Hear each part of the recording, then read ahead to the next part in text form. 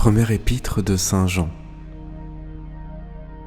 Ce qui était dès le commencement, ce que nous avons entendu, ce que nous avons vu de nos yeux, ce que nous avons contemplé, ce que nos mains ont touché du Verbe de vie. Car la vie s'est manifestée, nous l'avons vue, nous en rendons témoignage et nous vous annonçons cette vie éternelle qui était tournée vers le Père et qui nous est apparue. Ce que nous avons vu et entendu, nous vous l'annonçons, afin que vous aussi soyez en communion avec nous. Quant à notre communion, elle est avec le Père et avec son Fils, Jésus-Christ. Tout ceci, nous vous l'écrivons pour que notre joie soit complète. Or, voici le message que nous avons entendu de lui et que nous vous annonçons. Dieu est lumière. En lui, point de ténèbres. Si nous disons que nous sommes en communion avec lui alors que nous marchons dans les ténèbres, nous mentons. Nous ne faisons pas la vérité. Mais si nous marchons dans la lumière, comme il est lui-même dans la lumière, nous sommes en communion les uns avec les autres. Et le sang de Jésus, son Fils, nous purifie de tout péché. Si nous disons « nous n'avons pas de péché », nous nous abusons. La vérité n'est pas en nous. Si nous confessons nos péchés, lui, fidèle et juste, pardonnera nos péchés et nous purifiera de toute iniquité. Si nous disons « nous n'avons pas péché », nous faisons de lui un menteur et sa parole n'est pas en nous. Petits enfants, je vous écris ceci pour que vous ne péchiez pas. Mais si quelqu'un vient à pécher, nous avons comme avocat auprès du Père Jésus-Christ, le juste. C'est lui qui est victime de propitiation pour nos péchés, non seulement pour les nôtres, mais aussi pour ceux du monde entier. À ceci, nous savons que nous le connaissons si nous gardons ses commandements. Qui dit « je le connais » alors qu'il ne garde pas ses commandements est un menteur, et la vérité n'est pas en lui. Mais celui qui garde sa parole, c'est en lui vraiment que l'amour de Dieu est accompli. À cela, nous savons que nous sommes en lui.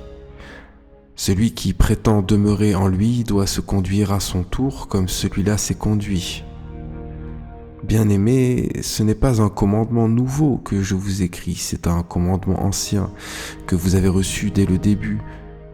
Ce commandement ancien est la parole que vous avez entendue. Et néanmoins, encore une fois, c'est un commandement nouveau que je vous écris, ce qui est vrai pour vous comme pour lui, puisque les ténèbres s'en vont et que la véritable lumière brille déjà. Celui qui prétend être dans la lumière tout en haïssant son frère est encore dans les ténèbres. Celui qui aime son frère demeure dans la lumière et il n'y a en lui aucune occasion de chute. Mais celui qui hait son frère est dans les ténèbres, il marche dans les ténèbres, il ne sait où il va parce que les ténèbres ont aveuglé ses yeux. Je vous écris, petits enfants, parce que vos péchés vous sont remis par la vertu de son nom. Je vous écris, Père, parce que vous connaissez celui qui est dès le commencement. Je vous écris, jeunes gens, parce que vous avez vaincu le mauvais. Je vous ai écrit, petits enfants, parce que vous connaissez le Père. Je vous ai écrit, Père, parce que vous connaissez celui qui est dès le commencement. Je vous ai écrit, jeunes gens, parce que vous êtes forts, que la parole de Dieu demeure en vous et que vous avez vaincu le mauvais. N'aimez ni le monde, ni ce qui est dans le monde. Si quelqu'un aime le monde, l'amour du Père n'est pas en lui. Car tout ce qui est dans le monde, la convoitise de la chair, la convoitise des yeux et l'orgueil de la richesse, vient non pas du Père, mais du monde. Or, le monde passe avec ses convoitises. Mais celui qui fait la volonté de Dieu demeure éternellement. Petits enfants, voici venue la dernière heure. Vous avez ouï dire que l'Antichrist doit venir, et déjà maintenant beaucoup d'Antichrists sont venus. À quoi nous reconnaissons que la dernière heure est là? Ils sont sortis de chez nous, mais ils n'étaient pas des nôtres. S'ils avaient été des nôtres, ils seraient restés avec nous, mais il fallait que fût démontré que tous n'étaient pas des nôtres. Quant à vous, vous avez reçu l'onction venant du Saint, et tous vous possédez la science. Je vous ai écrit non que vous ignoriez la vérité, mais parce que vous la connaissez, et qu'aucun mensonge ne provient de la vérité. Qui est le menteur sinon celui qui nie que Jésus soit le Christ? Le voilà l'Antichrist. Il nie le Père et le Fils. Quiconque nie le Fils ne possède pas non plus le Père. Qui confesse le Fils possède aussi le Père. Pour vous, que ce que vous avez entendu dès le début demeure en vous. Si en vous demeure ce que vous avez entendu dès le début, vous aussi vous demeurerez dans le Fils et dans le Père. Or, telle est la promesse que lui-même vous a faite, la vie éternelle. Voilà ce que j'ai tenu à vous écrire au sujet de ceux qui cherchent à vous égarer. Quant à vous, l'onction que vous avez reçue de lui demeure en vous, et vous n'avez pas besoin qu'on vous enseigne. Mais puisque son onction vous instruit de tout, qu'elle est véridique, non mensongère, comme elle vous a instruit, demeurez en lui. Oui, maintenant, demeurez en lui. Demeurez en lui, petits enfants, pour que, s'il venait à paraître, nous ayons pleine assurance, et non point la honte de nous trouver loin de lui à son avènement. Si vous savez qu'il est juste, reconnaissez que quiconque pratique la justice est né de lui. Voyez quelle manifestation d'amour le Père nous a donnée pour que nous soyons appelés enfants de Dieu, et nous le sommes. Si le monde ne nous connaît pas, c'est qu'il ne l'a pas connu. Bien-aimés, dès maintenant, nous sommes enfants de Dieu, et ce que nous serons n'a pas encore été manifesté. Nous savons que lors de cette manifestation, nous lui serons semblables parce que nous le verrons tel qu'il est. Quiconque a cette espérance en lui se rend pur comme celui-là est pur. Quiconque commet le péché commet aussi l'iniquité, car le péché est l'iniquité. Or, vous savez que celui-là s'est manifesté pour ôter les péchés, et qu'il n'y a pas de péché en lui. Quiconque demeure en lui ne pêche pas. Quiconque pêche ne l'a vu ni connu. Petits enfants, que personne ne vous égare, celui qui pratique la justice est juste comme celui-là est juste. Celui qui commet le péché est du diable, car le diable est pécheur dès l'origine. C'est pour détruire les œuvres du diable que le Fils de Dieu est apparu. Quiconque est né de Dieu ne commet pas le péché parce que sa semence demeure en lui. Il ne peut pécher étant né de Dieu. À ceux-ci sont reconnaissables les enfants de Dieu et les enfants du diable. Quiconque ne pratique pas la justice n'est pas de Dieu, ni celui qui n'aime pas son frère. Car tel est le message que vous avez entendu dès le début. Nous devons nous aimer les uns et les autres. Loin d'imiter Caïn, qui était du mauvais, égorgea son frère. Et pourquoi l'égorgea-t-il ? Parce que ses œuvres étaient mauvaises, tandis que celles de son frère étaient justes. Ne vous étonnez pas, frères, si le monde vous hait. Nous savons, nous, que nous sommes passés de la mort à la vie parce que nous aimons nos frères. Celui qui n'aime pas demeure dans la mort. Quiconque hait son frère est un homicide. Or, vous savez qu'aucun homicide n'a la vie éternelle demeurant en lui. À ceci, nous avons connu l'amour. Celui-là a donné sa vie pour nous, et nous devons nous aussi donner notre vie pour nos frères. Si quelqu'un jouissant des biens de ce monde voit son frère dans la nécessité et lui ferme ses entrailles, comment l'amour de Dieu demeurerait-il en lui ? Petits enfants, n'aimons ni de mots ni de langue, mais en acte et en vérité. À cela nous saurons que nous sommes de la vérité. Et devant lui, nous apaiserons notre cœur, si notre cœur venait à nous condamner, car Dieu est plus grand que notre cœur et il connaît tout. Bien-aimés, si notre cœur ne nous condamne pas, nous avons pleine assurance devant Dieu. Quoi que nous lui demandions, nous le recevons de lui, parce que nous gardons ses commandements et que nous faisons ce qui lui est agréable. Or, voici son commandement. Croire au nom de son Fils Jésus-Christ et nous aimer les uns et les autres comme il nous en a donné le commandement. Et celui qui garde ses commandements demeure en Dieu et Dieu en lui. À ceci, nous savons qu'il demeure en nous, à l'Esprit qu'il nous a donné.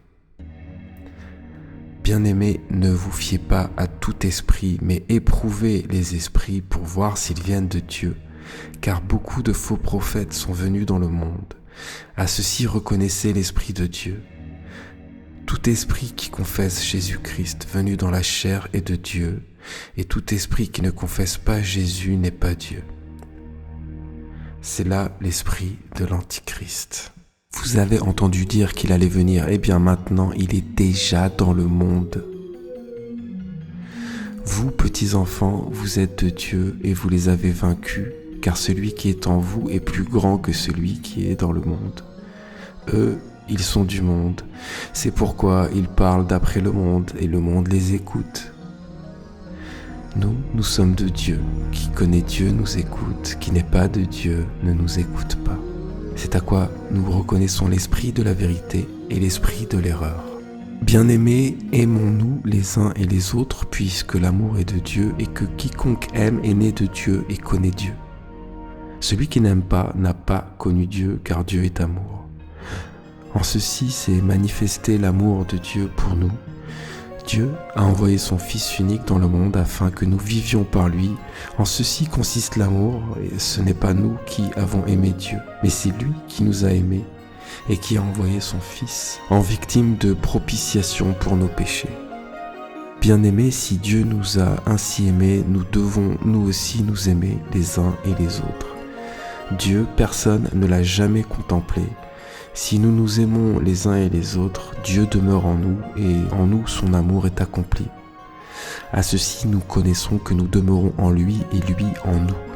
Il nous a donné de son esprit et nous avons contemplé et nous attestons que le Père a envoyé son Fils comme sauveur du monde. Celui qui confesse que Jésus est le Fils de Dieu, Dieu demeure en lui et lui en Dieu. Et nous avons reconnu l'amour que Dieu a pour nous et nous y avons cru. Dieu est amour. Celui qui demeure dans l'amour demeure en Dieu et Dieu demeure en lui. En ceci consiste la perfection de l'amour en nous, que nous ayons pleine assurance au jour du jugement, car tel est celui-là, tel aussi nous sommes en ce monde. Il n'y a pas de crainte dans l'amour. Au contraire, le parfait amour bannit la crainte, car la crainte implique un châtiment, et celui qui craint n'est point parvenu à la perfection de l'amour.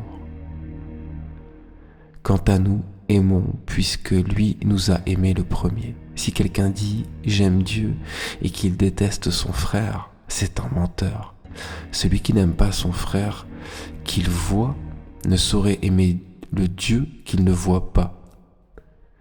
Oui, voilà le commandement que nous avons reçu de lui, que celui qui aime Dieu aime aussi son frère.